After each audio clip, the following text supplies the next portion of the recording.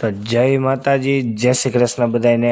આપણે આવી ગયા છીએ પાર્ટ 2માં અને આપણે આવ્યા છીએ ધાંગધ્રાની બાજુમાં સર જાડેજા પિક્ચર જોવા। હું, કુમાર, બેન અને આર્યનભાઈ ચારેય લોકો ધ કેરળ સ્ટોરી 2 જોવા આવ્યા છીએ અને જોઈ લઈએ। પિક્ચર તો બહુ સારું હતું, જાણવા જેવું છે લાસ્ટમાં, તો જોવા જજો। અને પિક્ચર જોઈને આપણે બેસી ગયા હતા જમવા માટે।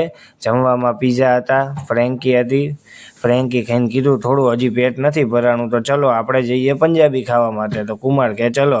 આપણે આવી ગયા હતા પંજાબી ખાવા। થોડી ઘણી વાતું જીતું કરતાં કરતાં આપણે ખાવાનું કરી દીધું હતું ચાલુ। ખાઈને ફૂલ પેટે આપણે બહાર નીકળી ગયા હતા। હલાય એવી જગ્યા નહોતી। કુમાર કે ચલો આપણે જઈએ હવે ઘરે।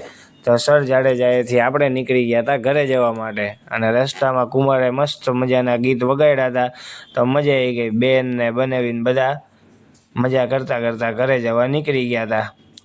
આપણે નાચતા નાચતા ઘરે જતા હતા તો હવે કીધું તો લાગી ગઈ ભૂખ, ફૂલ ગરમી થતી હતી, એસી હતું તોય। તો કુમાર કે ચલો હવે આપણે ઊભા રહી જઈએ લટુડા, થોડો ભાજી પુલાવ ભાવે છે મને તો ખાઈ લે। ભાજી પુલાવ ખાઈ લીધો અને આપણે બીજે દિવસે સવારે નીકળી ગયા હતા વઢવાણથી રેલવે સ્ટેશન જવા માટે। હું, નીતિનભાઈ ને એમનો ભાઈ મૂકવા આવતો હતો। આપણે જવાનું હતું અમદાવાદ નોકરી ભેગા।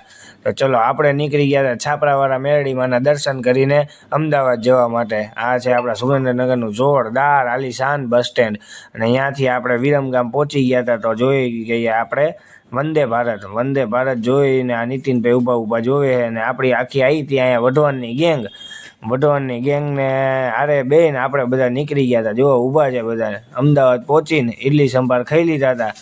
ચલો મળીએ એક નવા બ્લોગ સાથે। જય માતાજી, જય શ્રી કૃષ્ણ।